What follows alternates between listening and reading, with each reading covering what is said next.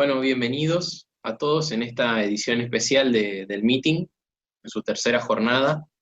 Agradecemos a todos los presentes. Y bueno, antes de comenzar, voy a hacer una breve introducción de lo que será la conferencia que veremos hoy. Se titula Los desafíos de vivir en la era del nihilismo.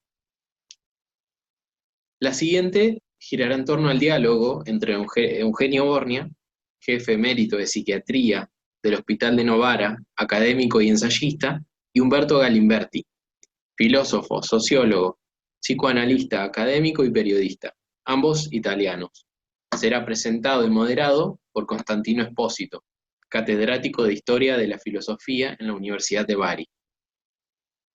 El gran maestro de la psiquiatría italiana, Eugenio Bornia, regresa tras la publicación de su autobiografía El río de la vida, una historia interior, y el alumno, filósofo y psicoanalista Umberto Galimberti, autor, entre otros, de La palabra a los jóvenes, diálogo con la generación del nihilismo activo. Por primera vez en el meeting, una discusión sin precedentes sobre los desafíos de vivir hoy.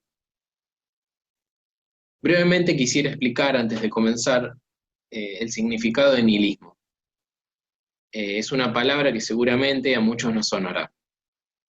Es un término que tuvo su reaparición en el siglo XIX con el filósofo Friedrich Nietzsche, y hace referencia a la pérdida de esperanza en la realidad y su búsqueda de un sentido. Frente a los nuevos estilos de vida, la violencia, los atajos que nos presenta la tecnología y la falta de ideales que seguir, este término ha tomado fuerza a lo largo del siglo XX y del actual siglo XXI, hasta volverse cultura, donde se ve reflejado sobre todo es en la actual juventud. ¿De qué hablamos en concreto? Esto se lo dejo a los expertos y a ustedes con esta conferencia. Buonasera a tutti. Buenas tardes para todos. Sin asombro nos quedamos sordos ante lo sublima. Antes de pasar por la experiencia de la maravilla, no tenemos que inventarnos algo o fingir algo que no existe. El primer gesto para que pueda renacer esta maravilla es ver, mirar, observar lo que existe alrededor de nosotros y en nosotros, y lo que existe en la naturaleza, en la realidad, nuestro yo. Y a veces puede suceder, y este es el tema de nuestro diálogo de esta noche, que justo en una situación como la que tradicionalmente definimos con el nombre de nihilismo, esa terrible situación que entre los primeros Friedrich Nietzsche en el siglo XIX ya había definido. Falta el porqué. Estamos en un déficit de un significado para de la vida. Puede suceder que observando lo que existe en nuestro mundo de hoy, existe este drama de la falta de significado, de la falta de algunas certezas, que observando esta situación pueda renacer un asombro hacia algo de irreducible, que es la experiencia del corazón y de la razón del hombre. Por esto hemos querido llamar este diálogo los desafíos de vivir en la época del nihilismo. No es solamente un dato de hecho, pero es una provocación para nosotros, algo que nos llama. Y haremos este recorrido de 1 hora juntos con 2 compañeros de viaje excepcionales. En primer lugar, estoy de verdad honorado de darle la bienvenida al profesor Eugenio Bornia, conectado con nosotros desde Milán.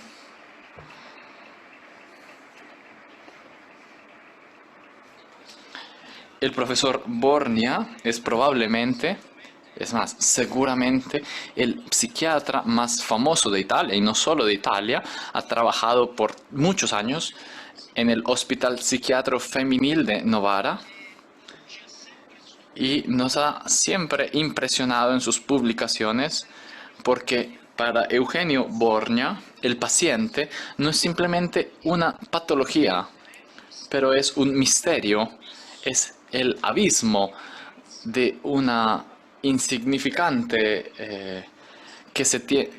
de algo significante que se tiene que acoger, escuchar, seguir con empatía. El segundo compañero de camino es el profesor Umberto Galimberti, que está aquí con nosotros.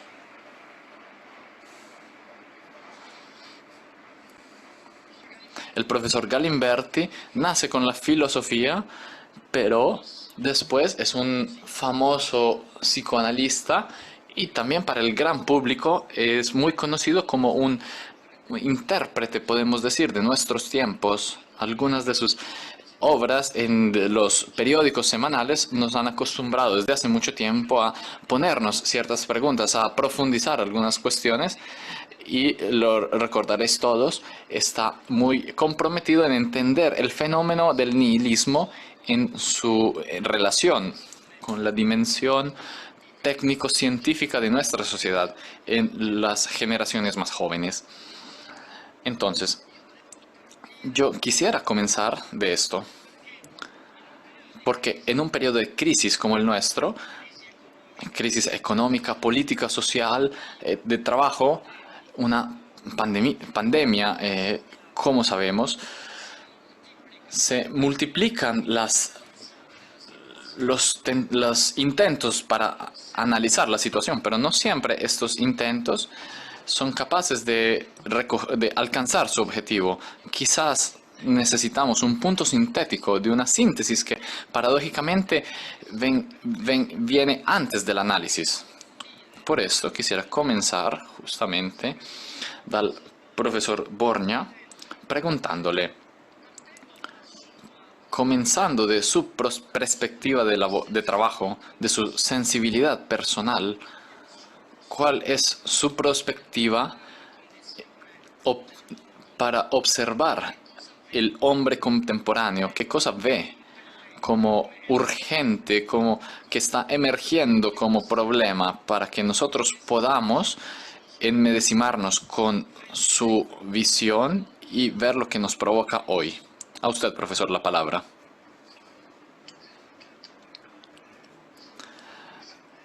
Agradezco tanto de las cosas muy hermosas que has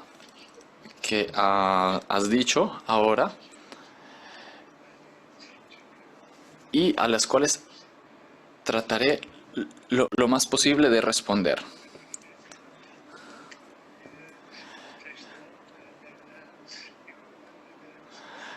Agradezco también al presidente de Comunión y Liberación y a quien me ha querido invitarme después de algún tiempo.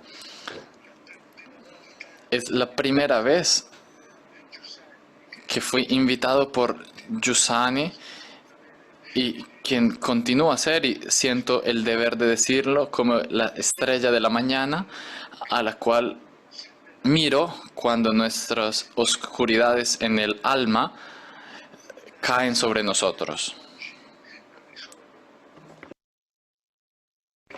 La psiquiatría hoy no es solo la disciplina que cura la locura, pero es la locura como viene definida en los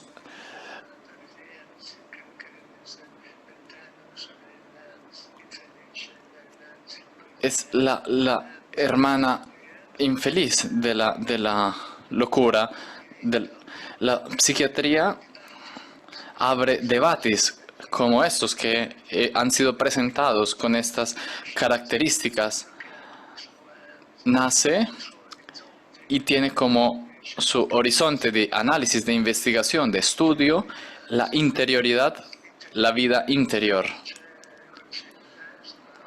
No existe conciencia psicológica humana, no existe ni siquiera un proyecto humano ni cristiano que no nazca de esta investigación afanosa a veces, dolorosa, temible, de lo que nosotros somos, de nuestra interioridad.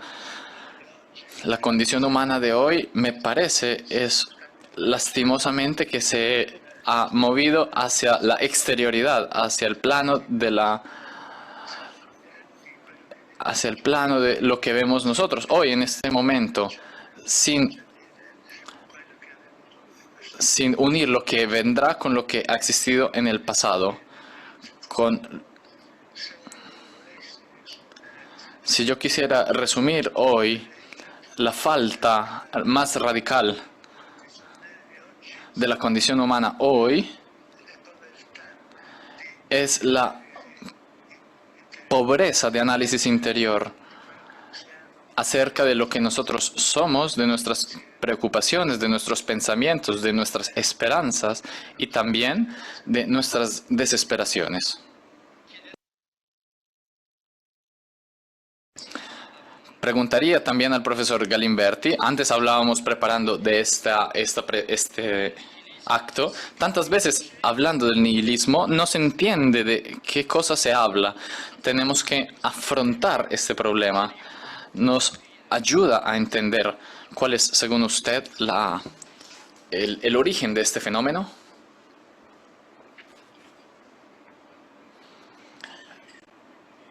El origen consiste en el hecho de que el nihilismo es una condición psicológica y social caracterizada de la imprevisibilidad del futuro. Y la imprevisibilidad del futuro es una palabra importante, sobre todo para nosotros que hemos crecido en una cultura cristiana. Incluso los ateos son cristianos, incluso los agnósticos son cristianos. Incluso yo también, que no soy cristiano porque pienso en manera griega, porque el cristianismo no es solo una religión, sino una cultura. Diría incluso que el cristianismo es una cultura colectiva, y el cristianismo ha interpretado el tiempo como una realidad colectiva que interpreta el futuro como una promesa. El cristianismo ha dividido el tiempo en el pasado es el mal, el pecado original, el presente es redención y el futuro es salvación. Por tanto, el futuro es absolutamente positivo. La ciencia, que normalmente contraponemos a la religión, piensa en un modo absolutamente cristiano, porque también para la ciencia el pasado es ignorancia, el presente es investigación, el futuro es progreso, el futuro es positivo. Incluso Marx, según mi opinión, es un gran cristiano. El pasado es la injusticia social, el presente es para la revolución social, el futuro es para justicia en la tierra.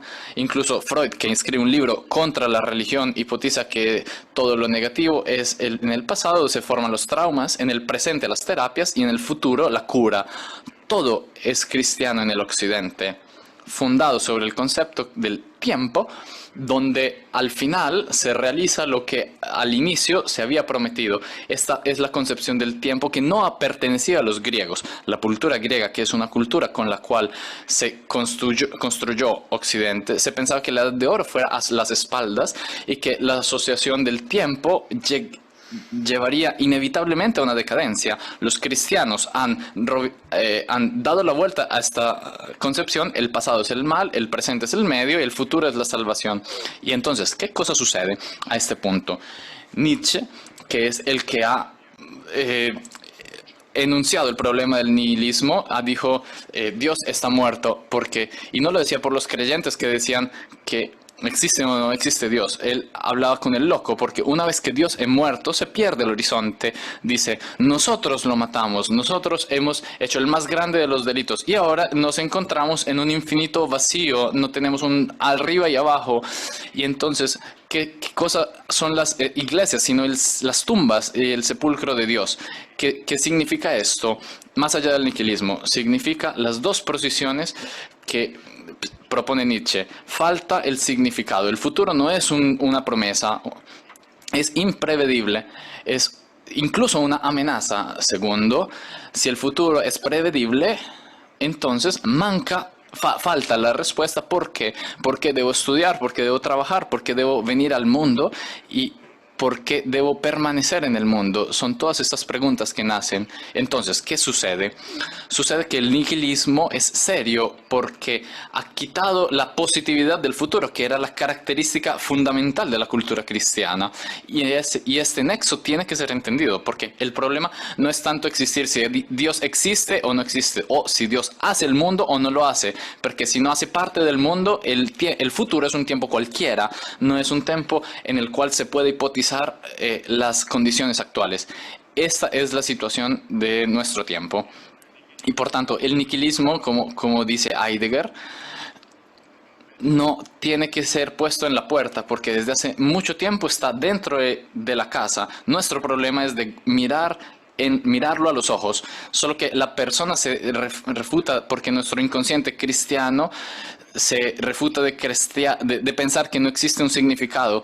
Cuando empezaron los psicoanalistas en los años 70, cuando comencé con el psicoanalismo en los años 70, gracias al profesor Borgnia, y empecé a pensar a la modalidad con que se relaciona con los pacientes, la gente cada vez se presentaba sobre base de problemas que tenían fondo emotivo, sentimental, sexual. Hoy en día la gente, como dijo el profesor Constantino Espósito, está buscando un significado, pero el significado es un producto de la cultura cristiana, porque ha sido la cultura cristiana la que le confirió al tiempo un significado, porque la inserta en un proyecto, y cuando la escribe un proyecto se vuelve historia. Entonces, esta historia ha caído. El tiempo es una sucesión de días que viven en el absoluto presente. El futuro no es más una promesa. Estoy también convencido que cuando se emborrachan, cuando toman drogas, no creo que sean simplemente el placer del alcohol, del vino, de la droga. Creo que estas experiencias sean una anestesia para no mirar adelante y tener la angustia sobre el significado del tiempo. Quisiera poner en conexión lo que nos recordaba el profesor Borgnia con la última contribución del profesor Galimberti. El profesor Borgnia nos dijo: el problema, usando una palabra agostiniana preciosa, es mirar la interioridad. En esta interioridad, nos dice Galimberti, es como si la encontrásemos vacía. Pero con lo que nos comunica el profesor Borgnia con sus obras, tenemos la impresión de que sufrir esta falta es partir de esta falta, de este vacío, es una posibilidad para el yo. Gracias. Son siempre preguntas con una gracia filosófica que no es frecuente. Santo Agustín dice que en la interioridad del hombre habita la sabiduría. Muchos de nosotros son invadidos, destruidos por el nihilismo hoy en día. ¿Cuántos entre nosotros? Nietzsche decía que cada día, en el momento en que se concluye el día, deberíamos pensar en lo que hemos hecho, en el sentido de las cosas que hemos hecho.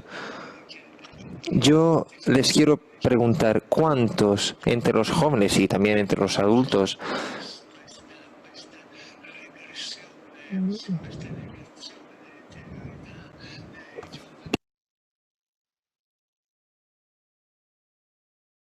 a veces, en la base de mis experiencias en este microcosmo del que no tienen idea ahora porque ya es de hace 40 años, pero en este microcosmo de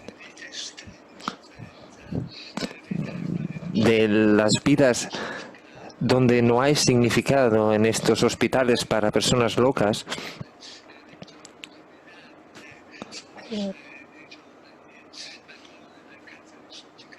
la falta de significado de estas personas nos lleva a plantearme cuánta responsabilidad de los jóvenes y también los adultos que ahora niegan todo valor y todo significado al sufrimiento, a la melancolía, a la tristeza y a la fragilidad. No sé cuánta parte de responsabilidad tienen los jóvenes hoy y cuánta responsabilidad tienen los adultos. Incapaces, tal vez más de los jóvenes, de mirar dentro de sí mismos, de escuchar lo que pasa, lo que se mueve en sus emociones cuando se encuentran con los demás. Porque el conocimiento de uno mismo no existe si no se refleja continuamente en la conciencia de que yo trato de tener por la parte del otro. Ahora se trata de negarse a cada colaboración.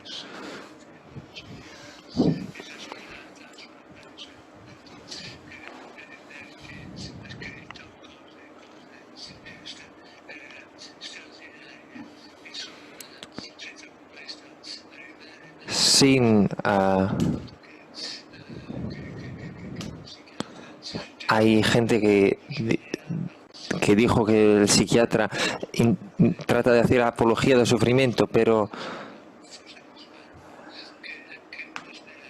yo estoy convencido de que la esperanza nace de la desesperación. No sé cuánta desesperación generada por los demás se mueve en este mundo de los jóvenes.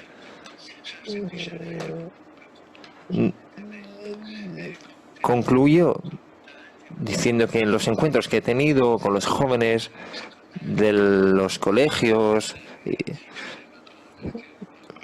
hay una cosa que siempre me toca. Me hacen preguntas a las que nunca había pensado a veces. A pesar de todo, estos jóvenes que también son autores de gestos, y ¿qué es comunión y liberación si no es el renacimiento, el triunfo del cristianismo, de una vida vista a la luz de, como decía Don Giussani, a la luz de sus sujetos y de lo que aún no ha pasado? Tal vez me he desviado de la pregunta, pero las preguntas que ya tienen respuestas descontadas no son preguntas. Las preguntas siempre son desafíos y por eso es posible que me haya desviado.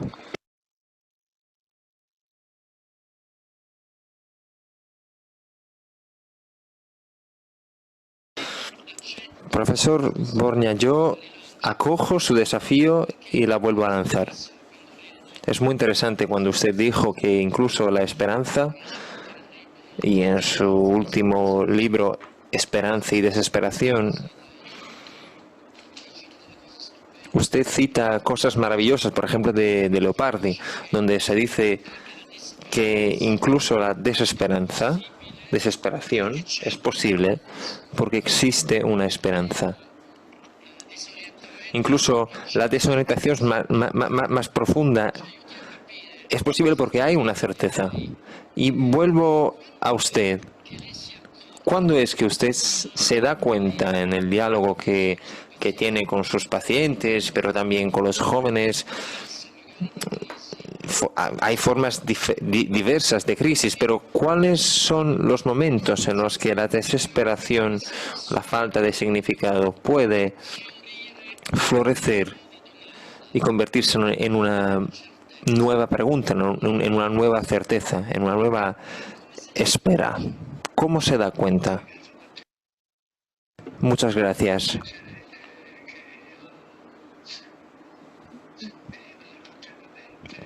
usted pensará que yo vea siempre la nostalgia de la locura, de la fragilidad, del dolor, de la tristeza. Las palabras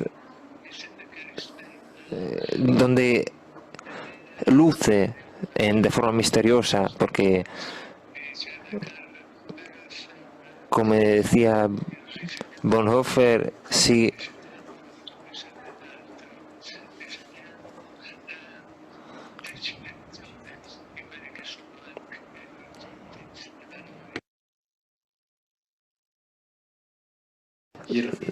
la nostalgia es cuando refutamos el pasado y caemos en esta falta de esperanza.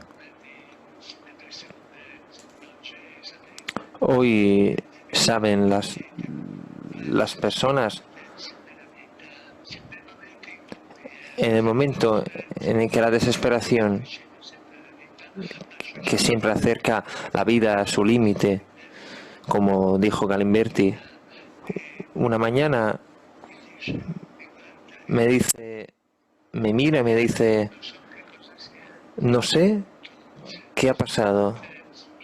Las esperanzas las que yo construí mi vida, tener una hija, que estuviera bien, todo derrumbó.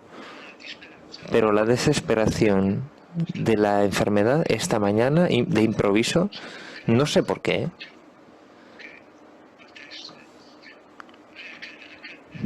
No creía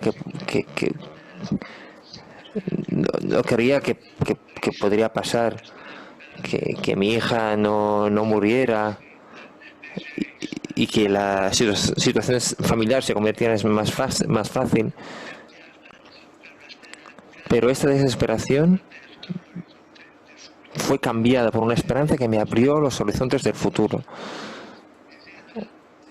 En el pasado vivía preso en un presente que no tenía ninguna dimensión de pasado, y de improviso esta esperanza, ¿de dónde venía?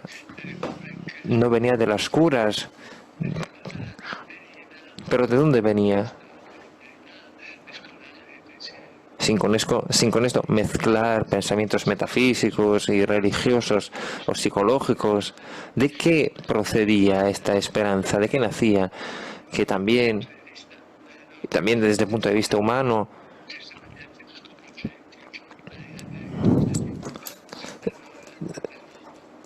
nacía del hombre, de la mujer. Siempre hay un manantial escondido que vuelve a nacer cuando crece nuestra capacidad de entender lo que nos pasa dentro de nosotros y en los demás. Pero no existe, según yo, un testimonio más cercano del Leopardi, que es las palabras con las que empiezo mi libro. De la desesperación nace la esperanza.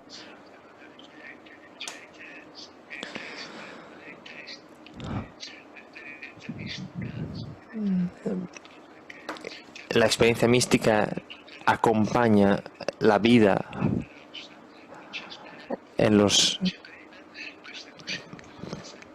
y dice, no hay esperanza si no hay una conciencia del derrumbe.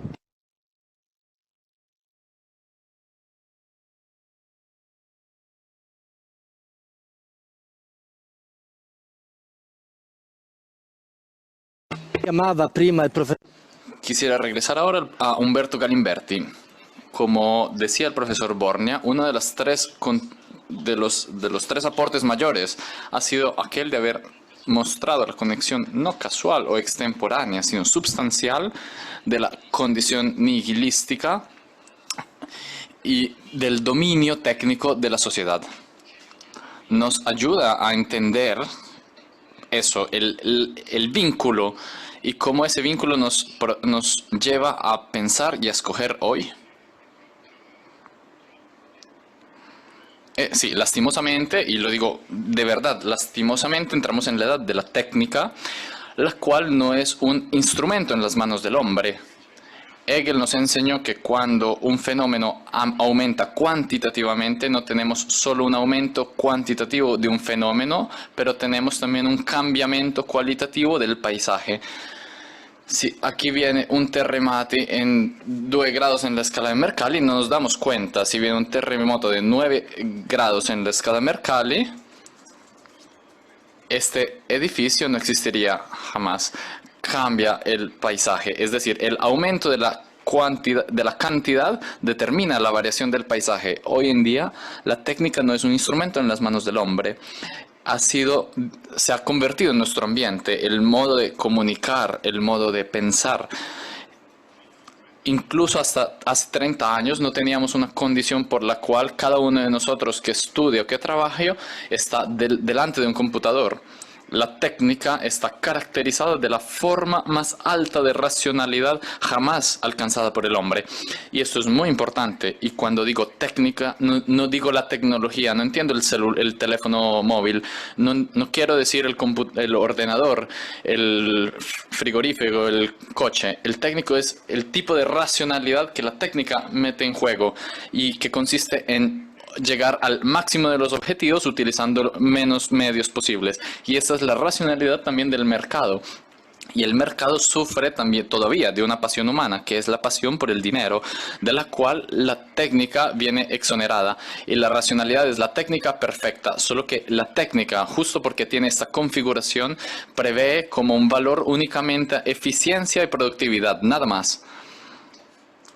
No abre escenarios de salvación, no muestra horizontes de significado. La técnica funciona y punto. Y como este funcionamiento, como este razonamiento es planetario, nosotros los hombres somos funcionarios de aparatos técnicos. Y esto no lo digo yo, esto lo están diciendo desde hace un siglo. Primero lo dijo Spender, después lo dijo Heidegger, Anders, Severino. Pero como la filosofía no se estudia porque no sirve para nada, entonces estas cosas no se saben. El hombre ya salió de la historia porque el hombre no es solamente racionalidad. El hombre es también irracional porque es irracional el dolor, es irracional el amor, es irracional la imaginación, es irracional la imaginación, es irracional el sueño, los sueños. Todas estas deviaciones son elementos disturbantes para la funcionalidad técnica.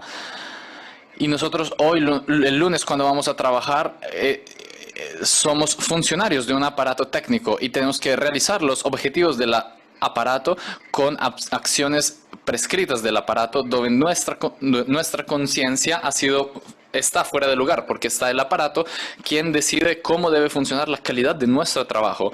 Y este es un ejemplo muy simple que hace Wouter Aldes, quien escribió un libro muy bello que dice del título El hombre es anticuado, que cuenta como el hombre un día, narrando de una periodista húngara que ha hecho 170 entrevistas en un día y le preguntó qué cosa sentía haciendo esas entrevistas, como una referencia al campo de concentración.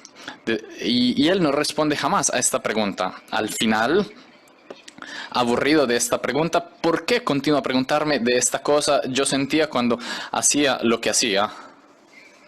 Yo no tenía el deber de sentir algo. Entonces, aquí desaparece la interioridad de la cual hablaba Borgia. Mi obligación no es de sentir nada. Mi obligación es de hacer funcionar el sistema. Yo entro a las 11 de la mañana, yo era la primera de 3.000 personas. A las 5 de la tarde llegaban 5.000 personas que tenían que ser asesinadas dentro de las 9 del día sucesivo. Entonces, este es el modelo sucesivo. No creamos que es una cosa distinta.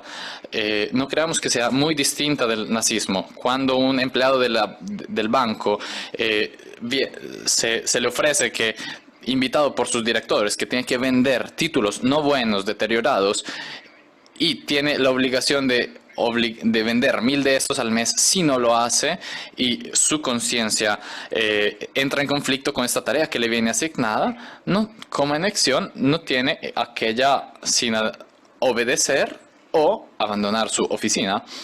Y esta es la situación. La técnica nos quita la responsabilidad de frente al interlocutor, y cuando vais al banco, yo voy al banco porque no soy capaz de pagar los recibos online, y veo las señoras que preguntan a los empleados alguna información sobre cómo se deben resolver algunas prácticas, y la respuesta es: esto no es de mi incumbencia. Y el jefe del campo de concentramiento decía lo mismo. La responsabilidad es vertical hacia su superior. La respuesta de los nazistas cuando fueron procesados es: yo obedecía a las órdenes. Y esta es la respuesta exacta en el mundo de la técnica. No existe la responsabilidad hacia quien está delante de ti. La técnica no es tecnología. La tecnología sigue la misma racionalidad. El mercado, con algunas pasiones humanas, sigue la misma racionalidad. Pero es esta la racionalidad que nos quita el sentido de la existencia. Porque tú no puedes realizar a ti mismo. Tienes que realizar los fines del aparato al que perteneces. Como una fábrica mecánica, como un mercado, como una escuela, como un colegio, como un hospital. Si un médico no está a la racionalidad de los protocolos del hospital, corre el riesgo. Pero todos los protocolos son correctos. Yo una vez fui a un congreso sobre una válvula cardíaca, y habían médicos internacionales, y existía el más famoso de estos médicos, quien decía: mirad que los pacientes cardíacos se colocan como en una curva de Gauss. Quienes están en el centro van bien los protocolos, pero quienes están al inicio o al final, para ellos, si aplicáis los protocolos, ellos mueren. Pero si el médico no aplica los protocolos, ¿qué cosa sucede? El paciente muere. Si el paciente muere, ¿qué cosa sucede? Y entonces comienza toda esta medicina defensiva, racional, donde el médico pierde la capacidad de tener una mirada clínica delante de su paciente. Hoy en día mira los exámenes, las radiografías, y al paciente no lo ve. Quisiera preguntarte, dentro de este sistema de control, ¿existe algo, según tu opinión, que sea irreducible, que puede resistir? Y lo digo considerando que incluso en tus intervenciones semanales tú abres siempre una ventana sobre la situación muy trágica, como lo has apenas describido, que quita el respiro, porque parecería que no existe ninguna salvación, pero cada vez que puedes, muestras un modo de atravesar. Se puede atravesar algo que no se puede reducir, y me ha impresionado porque desde tu punto de vista, atravesar es llamar a la ética del límite, a la ética del límite greco, una salvación que es una salvación cristiana de deseo, pero tiene que ver con un control de un deseo. Y entonces quisiera que nos dijeras algo, sobre todo a los jóvenes, qué quiere decir esta moderación, conformarse con los deseos como una ética de lo finito, del límite. Yo veo esta dimensión que tú hablas del sentido del límite como una cosa griega, porque los griegos, como Aristóteles decía, que la felicidad, que en griego se dice eudaimonía, quiere decir bueno, daimon, el buen éxito de tu demonio. Tu demonio, ¿quién es? Tu característica, tu vocación, aquello por lo que naciste, tu inclinación. Si tú eres capaz de realizarlo, realizas la felicidad. Y por tanto tienes que conocerlo en primer lugar, tu demon. Por tanto, los oráculos, que estaba escrito en el oráculo de Delfos: conócete a ti mismo. Entonces, Borgia ha hablado de la interioridad, no es una cosa insignificante. Incluso como una condición para llegar a la felicidad, tienes que conocerte a ti mismo. Conócete a ti mismo. Y una vez que te has conocido tu demone, realízalo bien. realizo bien, eu, y así alcanzas la felicidad. La segunda admonición es realizándolo, no tienes que ir más allá del límite. Realízalo catametrón, según una medida. No tienes que ir más allá de tu límite, porque si vas más allá de tu límite, entonces cometes tracotanza. Cometes lo que los griegos llamaban ibris, es decir, llamas a la ira de los dioses. El hombre es limitado porque es mortal, no tienes que pasar el límite, serás un escultor, pero quizás no eres bueno como Efidia. Si quieres ser bueno como Efidia, tienes un deseo que va más allá del límite y te vuelves desproporcionado, exagerado, fuera de la medida, no eres un artista y existe simplemente alguien que usa el arte para expresar una exageración de sí mismo. Entonces, este sentido del límite lo hemos perdido porque estamos en un progreso desenfrenado, porque el progreso es aumentar siempre las posibilidades, las potencialidades a nuestra disposición. Y yo creo que nuestros abuelos, que eran mucho menos equipados de nosotros, que tenían menos disponibilidad de nosotros, probablemente eran más felices que nosotros, incluso porque hablaban entre ellos. La caída de la comunicación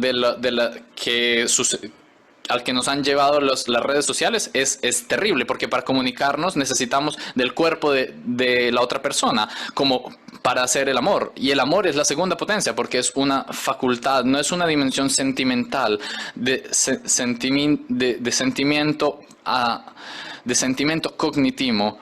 Si yo amo, entiendo más al otro. Por tanto, el amor es una motivación, no es solo una motivación, tiene que ser una conducta de vida. Hoy en día nos encontramos en un contexto en el cual se ha perdido la sexualidad, el sentido de la sexualidad, y por tanto, cultivar el amor es el gran instrumento para poder entrar en relación con los demás y encontrar el sentido de ser hombres, porque el amor no es racional, como lo decíamos antes, pertenece a la locura.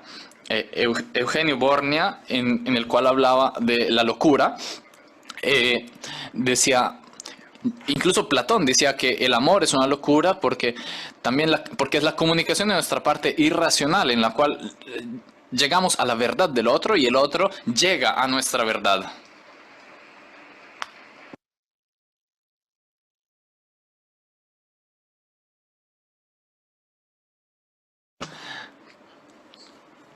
Quisiera pedirle una respuesta al profesor Borgia porque es interesante esta citación que Umberto Galimberti hacía del sentido del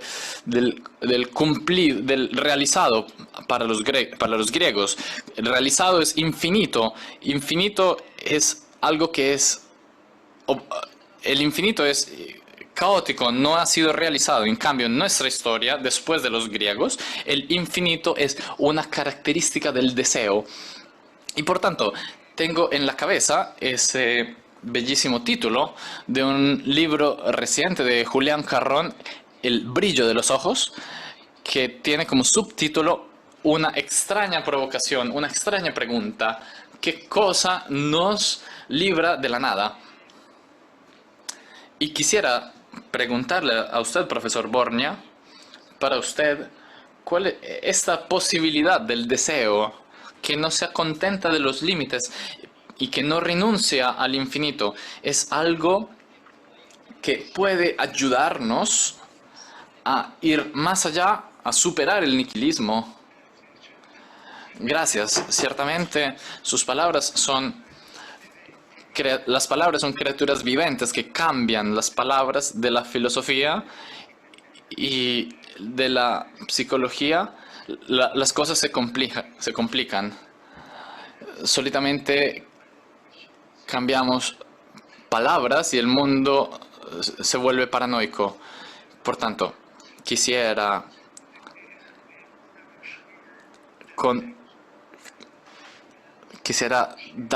darle sentido a las preguntas. Se puede salir de la nada, se puede salir de la falta de significado de la vida mientras pongamos al primer lugar la vida interior. en la medida en que nosotros conozcamos nuestra vida interior y tratamos de entender la vida interior de los otros, en qué medida tratamos de conocer nuestra soledad y la soledad de tantos jóvenes. De esta soledad pueden nacer comportamientos, actitudes, e incluso esas más terribles, y cómo se superan, cuál es la esperanza de que algo se pueda mover, incluso en el desierto. En una famosa novela se habla de cómo se puede ser prisionero de perder la realidad, y sobre todo de Buzzati hablaba en una novela, y sobre todo cada día, en cada circunstancia, tenemos que darle el sentido a la vida en las personas con las cuales nosotros nos encontramos. Y estas cosas se han dicho con palabras infinitamente más profundas por parte de don Giussani.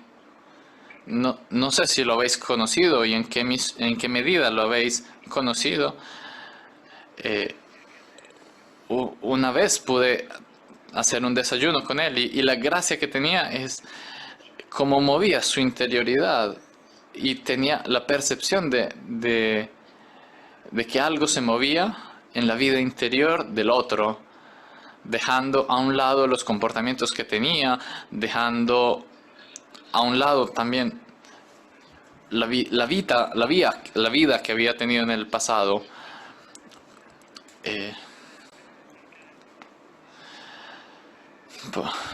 Por tanto, la desesperación y la desesperanza nos lleva a perder el sentido de la vida, que no tiene pasado, no tiene futuro. Sant'Agustín decía que no existe esperanza si no existe memoria. La esperanza es la memoria del futuro. La esperanza es la memoria en el futuro, y allí renacen, pero eso es otra citación de don Giussani, nacen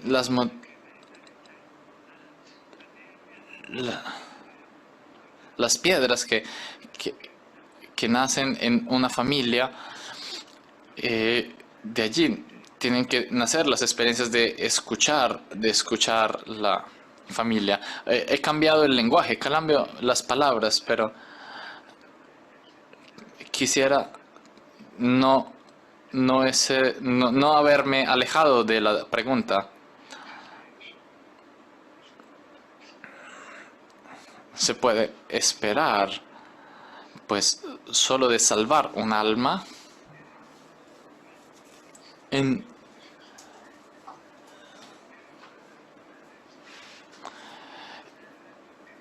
una vez regresando del hospital psiquiátrico de Novara.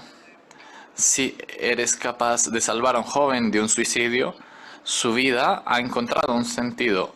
Entonces, yo diría que no tenemos que guardar la cantidad de resultados, y no vemos ni siquiera la difusión de la experiencia que se encarna. Seguramente yo temo que en este desierto de la emoción, de los sentimientos, no se puede salir sino con la esperanza, en la locura, quizás, en la utopía de crear cada vez más encuentros que tengan en sí mismo la característica de que es posible, de cosas posibles y no de imposibles.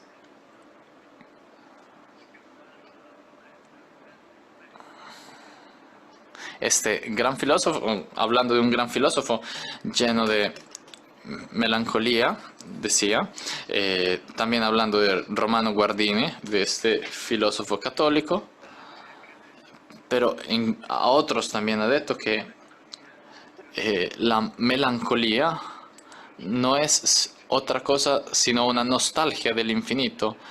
Y entonces el infinito del cual hablaba nuestro gran relator, yo lo añadiría al infinito que puede derivar de cada uno de nuestros encuentros. Tiene que ser de poner juntas el conjunto de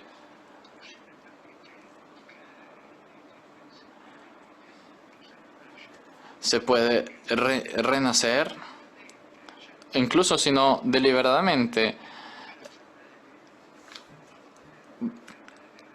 con razón. Leopardi escribió que la razón no se logra nada. La razón es la peor de las locuras. Ni siquiera, sí, la palabra más fuerte para decir que es una locura. Con el corazón, con la búsqueda de la vida, el interior es breve, es una imagen que es grande y es un clima que me ha ayudado a hablar con caras que no escuchan, que cambian las palabras que hemos dicho. Y concludo. Otra de las características de la conducción humana hoy es aquella, y me parece que esto nos estamos adentrando en grandes profundidades, de la técnica, como la llamó Humberto, y es la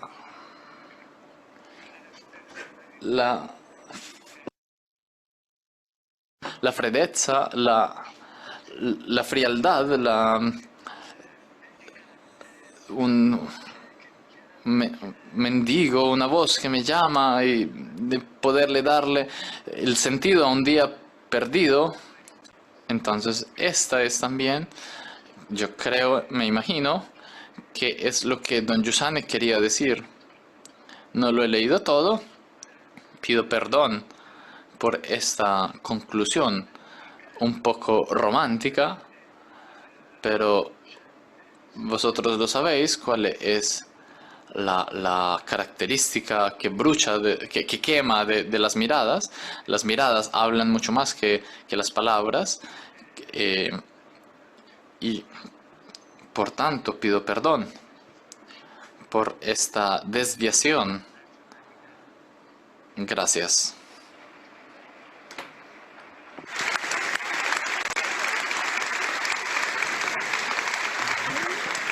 Somos nosotros los que le agradecemos, profesor Borgna, y no hace falta porque usted se excuse. Tenemos unos cuantos minutos antes del final, pero permítanme hacerles una última pregunta. Desde lo que ha surgido hasta ahora, del nihilismo que todos sentimos, no se puede salir simplemente con unos discursos o poniendo reglas, aunque sean morales. Si el nihilismo es la falta y la pérdida del sentido de la vida, solo una vida puede arrancarnos del nihilismo, solo algo viviente puede hacerlo. Quisiera empezar por Umberto Galimberti. Si has visto algo que te ha tocado, incluso en esta pandemia, pero más allá de ella, es decir, si has visto ejemplos o casos en los que podrías decir, allí está pasando algo nuevo, algo que no se puede reducir, algo que tiene que ver con la vida en el sentido del que hablábamos, ¿qué nos indicaría que miráramos? Yo creo que la vida siga a colpos de amor. Una vida que no es amada es una vida que se apaga. Los viejos mueren no solo por vejez, sino porque nadie los acaricia porque no son atrayentes sus cuerpos. Los griegos decían que Eros iba a ver a Psique, y Psique funciona solo si Eros va a ella. Incluso la terapia funciona solo si yo curo, en el sentido de poner en juego mi amor. Heidegger distinguía la diferencia entre procurar algo a alguien o curar a alguien. Kafka decía, escribir una prescripción es muy fácil, pero hablar con un paciente es muy difícil. Ponemos en juego el amor de forma potente. El amor no es ayuda, solidaridad, misas, caritas, que está muy bien todo esto, pero sobre todo es una relación entre dos, yo, tú y yo. Es una relación singular. En el plural el amor se deshace, se convierte en movimiento, no hay amor en eso. O es singular o es dual. Los griegos eso lo sabían muy bien. Y en la condición amorosa es la que sustenta la vida. Yo, desde cuando mi mujer falleció, yo he inventado una frase. Cada vez, hay veces en las que tengo la impresión de estar solo, otras veces estoy seguro, y esta seguridad te apaga.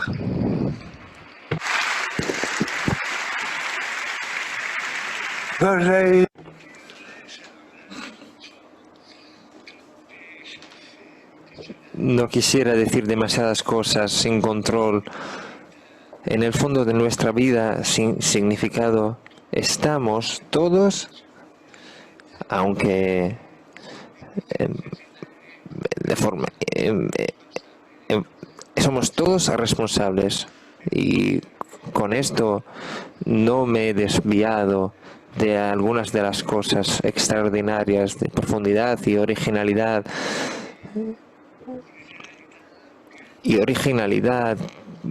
que escribió Don Giussani. Los ojos hablan, los ojos te comen. Recordémonos de esto. Las palabras son débiles delante de los ojos que te comen. ¿Cuánta responsabilidad tenemos cada uno de nosotros?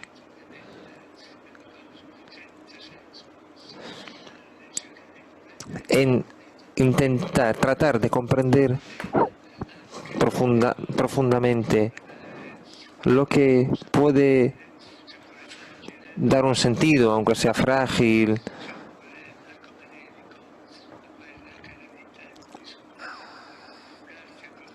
lo que pueda dar un sentido a la vida de cada uno de nosotros.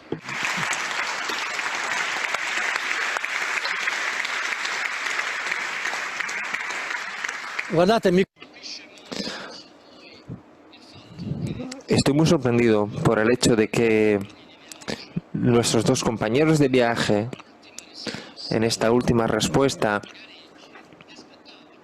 yo y ustedes esperaban que a partir de mi pregunta de indicar algo donde veían el volver a acontecer una vida en comparación con la nada, ellos nos han bloqueado, nos han dicho, eres tú, es en ti donde puede volver a acontecer. Nos han vuelto a donar el sentido de una atención, de un cuidado, de una ternura hacia uno mismo, como decía Don Giussani.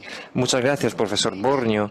Usted nos ha vuelto a donar Don Giussani, porque con su citarle uno se da cuenta de la contribución que sigue dando Don Giussani a nuestra cultura, a nuestra mentalidad, a la vida de cada uno de nosotros, justamente en este sentido, porque nos vuelve a poner en juego. Nos dice, está en cada uno de nosotros, está en mí, está en ti. Allí puede volver a acontecer este pasaje fundamental. Permítanme concluir compartiendo lo que yo he ganado también con respecto al tema general de este meeting, sobre el estupor que abre al sublime, que hace escuchar el sublime. Son dos cosas que nuestros huéspedes han mencionado. Ante todo, el hecho de que el amor, como decía Umberto Galimberti, el amor es una gran posibilidad de conocimiento. Es una facultad cognitiva que no es simplemente una emoción, un sentimiento, sino la senda para entender lo que hay. Por eso el estupor del lema del meeting no es un sentimiento pasajero o estático, sino el conocimiento que solo el amor, la afección, el dejarse tocar por la realidad puede proporcionar. Y luego la palabra definitiva, tal vez, que nos ha recordado el profesor Borña, es decir, el infinito sí existe. Si existe, el infinito está en un encuentro, y solo en un encuentro, no en nuestra cabeza, no en una imagen nuestra, que podría ser un indefinido. Solo en un encuentro puede vibrar este infinito. Yo creo que esta tarde hemos participado, aquí estamos pocos, pero los muchos que nos están escuchando, hemos participado en un encuentro donde ha vibrado un poco de este infinito. Muchas gracias a todos.